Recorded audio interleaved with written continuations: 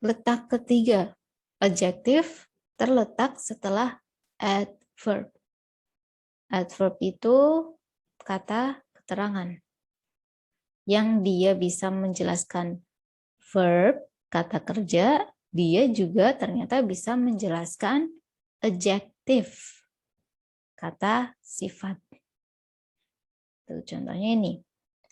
The burger is very delicious. Burgernya sangat enak. Nah, enak ini adjektifnya kan. Enaknya seberapa? Nah, untuk menjelaskan seberapanya itu dibutuhkan adverb. Dan adverbnya diletakkan sebelum adjektif. Very delicious. Gitu. Jadi ini itu masuk ke golongan apa? Frase adjektif. Jadi nih, mirip-mirip. Kalau ini kan namanya frase kata benda. The hot plate, a black cat, gitu. Di mana kepalanya yang utamanya itu adalah kata benda. Sedangkan yang lain itu adjektif.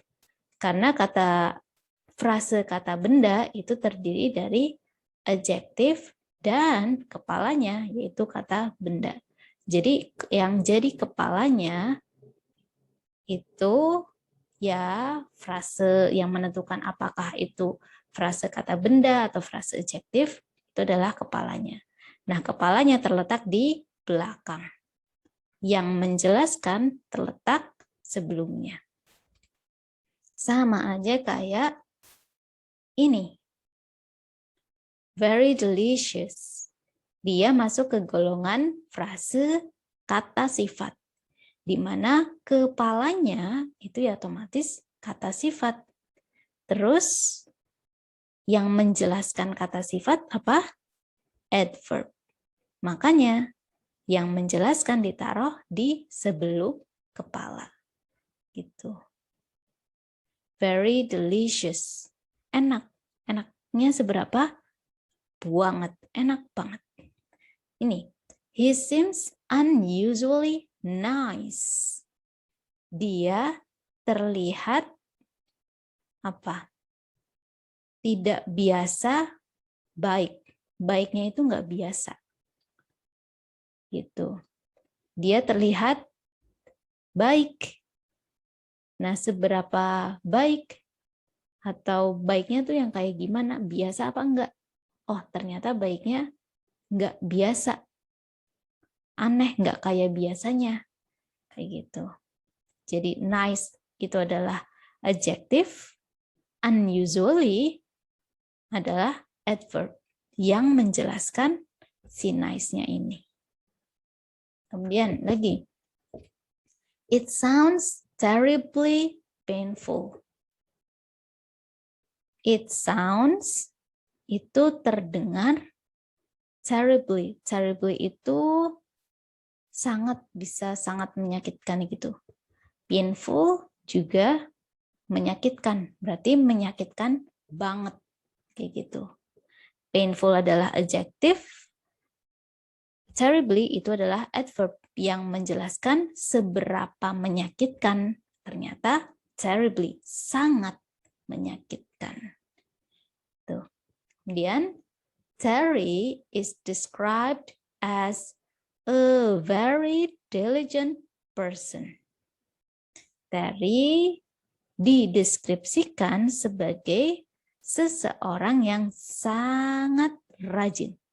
Nah, di sini diligent itu adalah adjektifnya.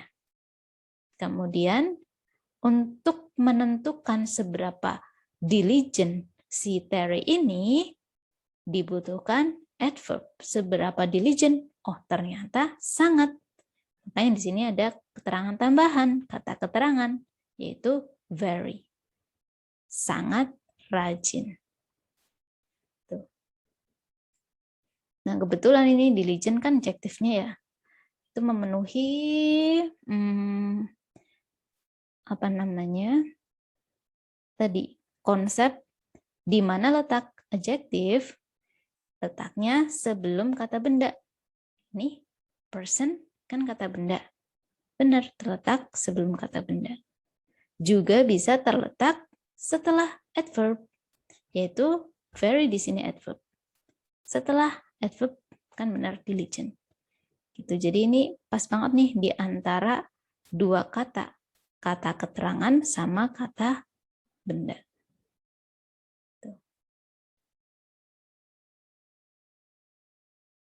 Nah, kalau ini adjective and adverbs after verbs.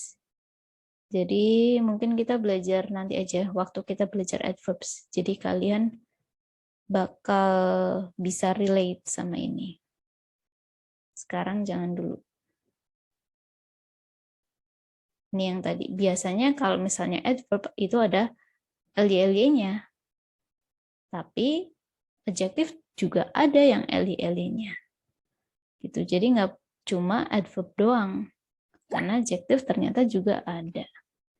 Jangan sampai ketuker pokoknya. Nah ini. Adjectives itu juga ada yang bentuknya kata kerja. Cuma kata kerja yang ditambahkan ed dan ing. Kalau yang ing ini, verb ing, itu artinya aktif. Maksudnya artinya aktif berarti si subjek melakukan tindakan. Me atau ber. Pokoknya artinya me atau ber. Memakan. Bernya itu misalnya apa? Belajar. Itu berarti maknanya aktif. Sedangkan kalau yang verb ed atau verb 3 itu maknanya pasif. Di atau ter. Verb ing sama verb ed ini masuk ke golongan yang adjektif. Contohnya, John is extremely bored. Berarti yang mana? Yang maknanya pasif kan? John sangat bosan. Sedangkan kalau yang nomor 2, Jenny is extremely boring. Jenny sangat verb ing, berarti maknanya me. Jenny sangat membosankan. Gitu.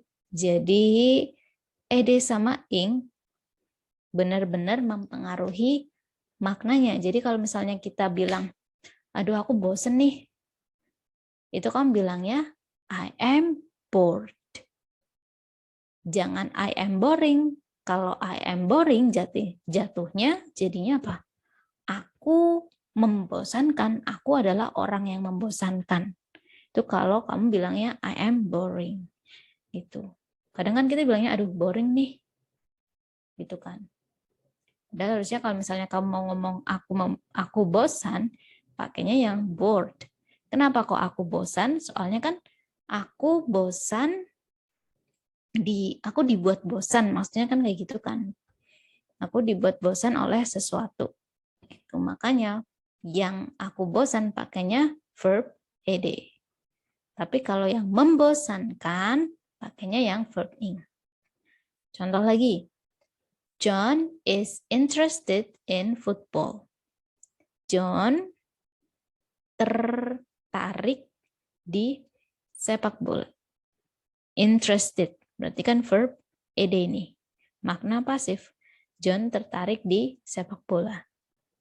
Terus kalau yang selanjutnya, Jenny buys an interesting gift for her friend. Jenny membeli sebuah hadiah yang menarik untuk temannya. Interesting, berarti kan verb ing. Menarik. Kalau interested, tertarik. Jenny membeli sebuah hadiah yang menarik untuk temannya. gitu. Jadi biar kalian bisa membedakan apakah di situ maknanya aktif atau pasif, kalian bisa lihat bentuknya. Kalau verb ing berarti aktif, kalau verb ed berarti yang pasif. Gitu. Nah, ini. Kapan kita menggunakan atau en? En itu digunakan untuk kata yang bunyi awalnya adalah huruf vokal. Jadi kalau misalnya biasanya kita kan dikasih taunya apa sih bedanya penggunaan sama en, kan kita lebih ke hurufnya ya, digunakan untuk kata yang huruf awalnya. Padahal kalau dalam grammar bahasa Inggris sendiri itu bukan hurufnya, tapi lebih ke bunyinya. Bunyi awalnya vokal pakainya en. Tapi kalau bunyi awalnya itu konsonan pakai e.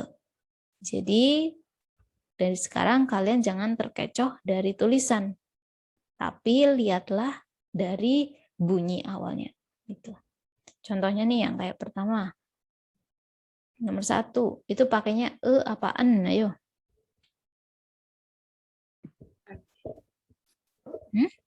An umbrella. Yang mana e atau en? En. Iya bener. Karena bunyi awal dari umbrella ini kan pakainya a ya. Umbrella. Pakainya a kan berarti makanya karena a itu kan masuk ke vokal. Otomatis dia pakainya en. Umbrella. Tuh, kalau nomor 2 apaan tuh? Oh, apaan? Kenapa You. Nah, betul sekali. University. Kalau dilihat dari tulisannya emang awalnya huruf vokal, tapi aturannya bukan tulisan, bunyi huruf awalnya. So yang kita pakai adalah yang Y. Tuh, jadi harusnya bukan an university tapi a university. How about number 3? Apa nih? Kenapa A horse. Karena horse. Iya, sip. Horse. H kan berarti bunyi awalnya. So jadi benar, a horse. How about number 4? An hour. Kenapa pakai n? Haknya nggak kedengeran. Hour jadi. Ya ini ya. Nih bacanya hour. Nah, berarti kan bunyi huruf awalnya itu adalah a ya. Jadi harusnya an hour bukan a hour. Kalau ini apa coba?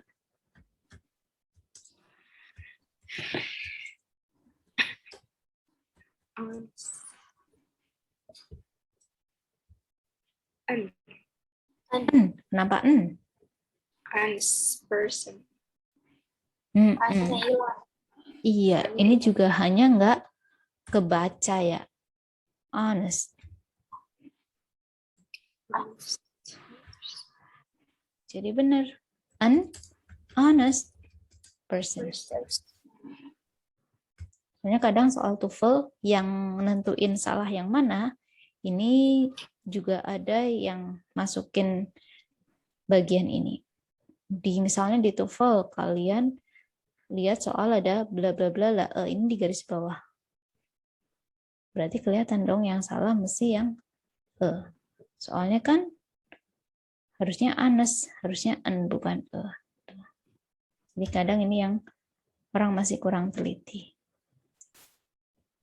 Tuh, sip, kalian udah paham. Okay, so far any question? Ada pertanyaan terkait materi kita hari ini, adjektif, kata sifat? No. No. Oke, kalau no, coba kita review lagi. Apa itu adjektif? Kata sifat. Kata sifat. Fungsinya apa kalau di kalimat? Menerangkan atau menjelaskan. Menerangkan atau menjelaskan. Apa yang dijelaskan? Noun. Iya, Pronoun. kata benda. Sip. Nah, sekarang letaknya di mana aja?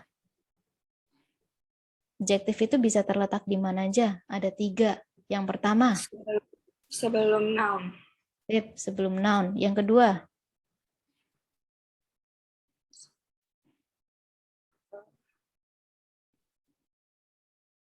Setelah adverb.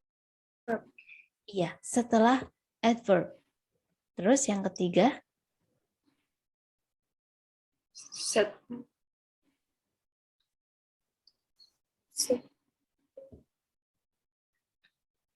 nih yang ini. Yuk.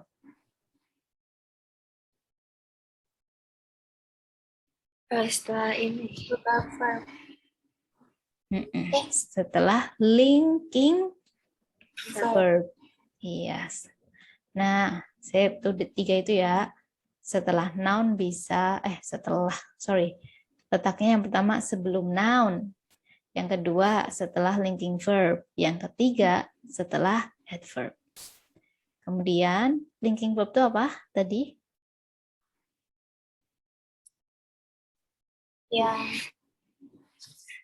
Yang bukan apa ya? Yang bukan dikerjakan. Yang bukan dikerjakan kayak lebih ke kayak nggak tahu ya jelasin. Iya, tapi kamu paham lah ya. Pokoknya yang di mana si subjek ini nggak melakukan tindakan, nggak ada yang dikerjain kayak gitulah. Itu yang namanya linking verb. Terus linking verb itu kan artinya berarti kata kerja link yang menghubungkan gitu. Menghubungkan apa sih linking verb itu? Menghubungkan kata sifat Dengan